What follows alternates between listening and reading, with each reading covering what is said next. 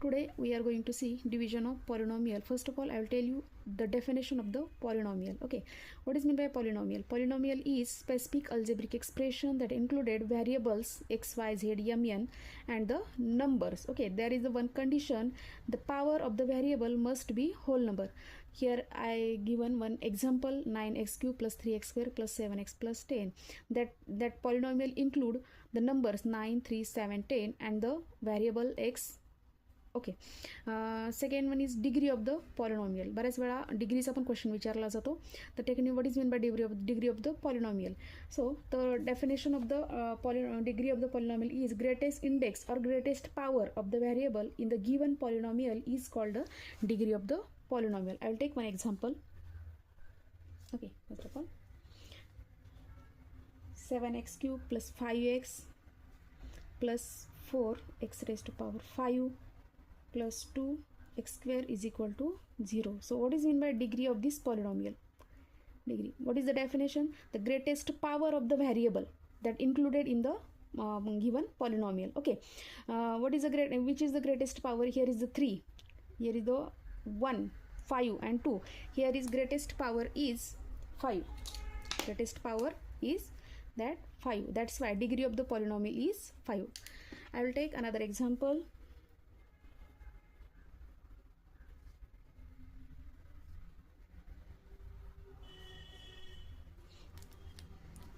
Which power is the greatest? 6th power. That 6th power of the x is the greatest. Okay, that's why degree is 6. Degree is the 6. Okay, next and main part is the division of the polynomial.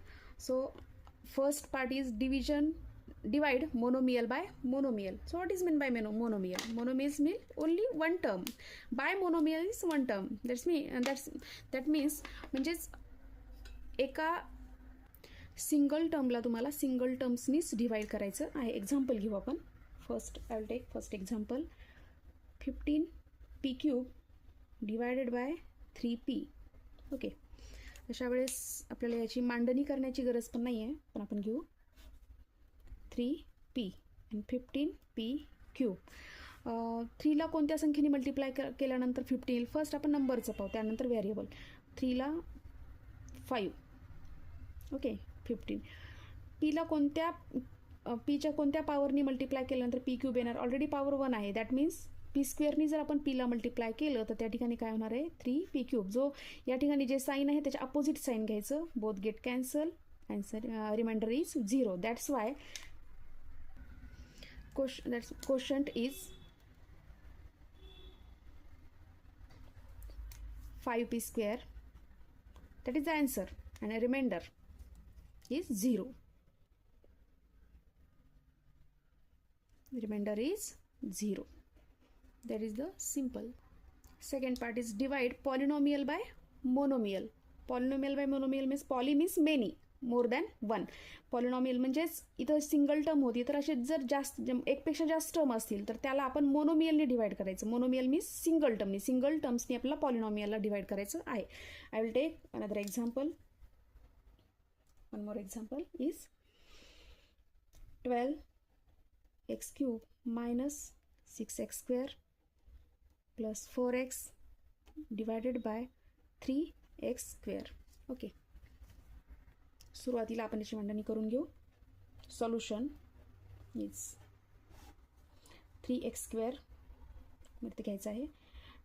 12x cube minus 6x square plus 4x. Okay, आपण divide monomial bye मोनोमियलमध्ये पाहिलेलं आहे की आपल्याला हा जो तुमचा आहे तर डिवायझर 3x स्क्वेअर, तर याला हा जो डिव्हिडंटमधला फर्स्ट टर्म आहे तो करण्याचा प्रयत्न करायचा. 3ला कशाने मल्टिप्लाय केल्यानंतर 12 येईल? 4. Okay, and here is a 12x square. आपल्याला त्याचा काय बनवायचा आहे? x cube. त्यामुळे सिंगल एक्सनी त्याला मल्टिप्लाय करायचं आहे. दॅट्स वाय 4 × 3 12 आणि x × x square is x cube. आपल्याला माहीत आहे जे साईन आहे त्याच्या अपोजिट घ्यायचं, म्हणजे ही टर्म काय होणार आहे? कॅन्सल होणार आहे. ॲज इट इज ह्या जे दोन्ही टर्म्स आहेत ते ॲज इट इज खाली लिहून घ्यायच्या. 6x square plus 4x. Same तेच, हा जो तुमचा 3x² आहे त्याला -6x² करण्याचा प्रयत्न करायचा. 3ला कशाने मल्टिप्लाय केल्यानंतर -6 येणार आहे -2. ओके, x² ऑलरेडी आहे, इथे पण x² आहे, त्याच्यामुळे कोणत्याही xने त्याला मल्टिप्लाय करण्याची गरज नाही. दॅट्स वाय इट्स बिकम 6 जे साईन आहे त्याच्या अपोजिट साईन तुम्हाला घ्यायचं आहे. Minus plus get cancel, remainder उरला 4x. आता या ठिकाणी कशाने भाग जाणार? भाग कशाने जाऊ शकत नाही, कारण की x² आहे. x² किंवा x² पेक्षा मोठी टर्म किंवा जो हा पॉवर आहे तो पॉवर किंवा त्या पॉवरपेक्षा मोठा पॉवर असेल तरच आपण त्या ठिकाणी डिव्हिजन करू शकतो. तर या ठिकाणी x² आणि इथं आहे x, म्हणजे जो पॉवर आहे तो x² पेक्षा छोटा आहे, त्याच्यामुळे या ठिकाणी डिवाइड होऊ शकत नाही. हा तुमचा फायनल रिमाइंडर असणार आहे.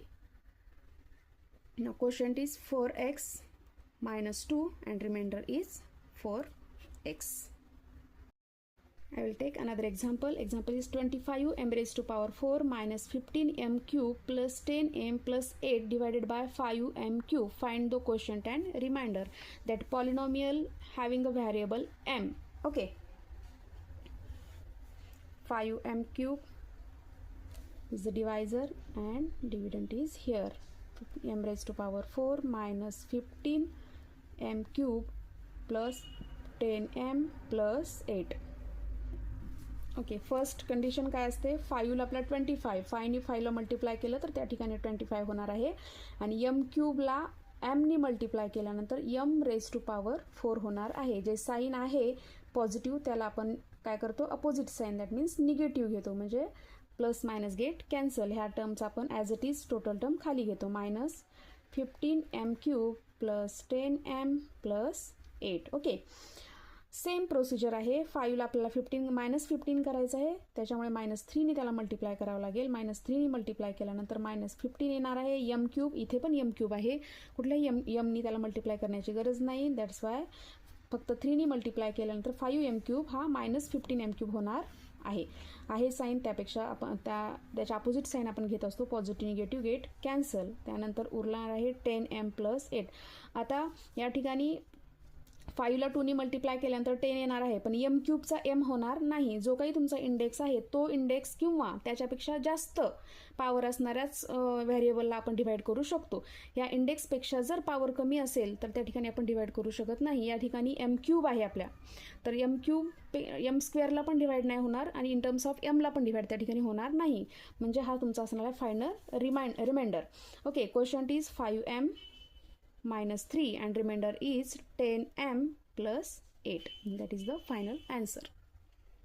Now third part is divide polynomial by binomial. Okay, यामध्ये एक एक्झाम्पल आहे y raise to power 4 plus 24y minus 10y² divided by y plus 4. म्हणजे ही आहे polynomial divided by binomial. Bi means 2, 2 टर्मनी आपण या पॉलिनॉमियलला डिवाइड करणार आहोत.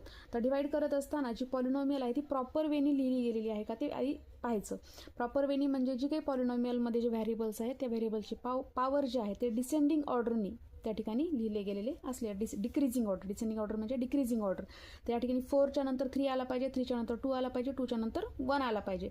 y रेज टू पॉवर 3 ही टर्म मिसिंग आहे, तर मिसिंग टर्म त्या ठिकाणी आपल्याला ॲड करावी लागते. ओके, तर एक्झाम्पल आपण लिहून घेऊ. y raise to power 4 missing term y³ आहे, त्याच्यामुळे 0y³ minus 10y² plus 24y divided by y plus 4. Okay, त्यानंतर पण अशा पद्धतीने त्याची मांडणी करत असतो. y प्लस 4 या ठिकाणी y raise to power 4 plus 0y³ minus 10y² plus 24y. Okay, या ठिकाणी आता बायनॉमियल मीन्स या ठिकाणी 2 इन टर्म ऑफ 2 डिवायझर आहे. तर डिवायझर यामध्ये सुरुवातीला फर्स्ट टर्म जी आहे ती तुमचा डिव्हिडंट यातली फर्स्ट टर्म त्या ठिकाणी करण्याचा प्रयत्न करायचा. वायला आपल्याला काय करायचं आहे? y raise to power 4. तर y³ त्याला मल्टिप्लाय केल्यानंतर या ठिकाणी काय होणार आहे? y raise to power 4. पण फक्त yला मल्टिप्लाय न करता या y³ आपल्याला 4ला पण मल्टिप्लाय करावं लागणार आहे. प्लस या ठिकाणी साईन कोणता आहे? प्लस 4y³ प्रत्येक ठिकाणी 2 टर्म्स येणार आहेत, कारण आपण बायनॉमियलने डिवाइड करत असल्यामुळे. त्या ठिकाणी जे साईन आहे ते साईन तुम्हाला त्या ठिकाणी काय करणार आहे, जे पॉझिटिव्ह आहे त्याचे अपोजिट साईन निगेटिव्ह, आणि याचंही त्या ठिकाणी काय होणार आहे, निगेटिव्ह साईन होणार आहे. First term get cancel, positive negative. 0y³ plus -4y³, त्याचं काय होणार आहे, -4y³. He term as it is खाली -y² प्लस 24y. त्या ठिकाणी फर्स्ट टर्म आहे -4y³. तर या ठिकाणी वायला तुम्हाला काय करायचं आहे, -4y³ या ठिकाणी तुम्हाला ती टर्म आली पाहिजे. तर -4नी सुरुवातीला मल्टिप्लाय करावं लागेल, आणि वायला तुम्हाला y³ करायचं आहे, त्याच्यामुळे इथं काय येणार y². ओके, त्यामुळे -4y³. 4ला -4y³ फक्त वायला करून चालणार नाही, या 4लाही त्या टर्मनी मल्टिप्लाय करावं लागेल. -4 × 4 त्या ठिकाणी काय होणार, -16 आणि y². जे साईन आहे त्याचे अपोजिट साईन घ्यायचं, इथं पॉझिटिव्ह होणार, इथं सुद्धा त्या ठिकाणी काय होणार आहे, पॉझिटिव्ह होणार आहे.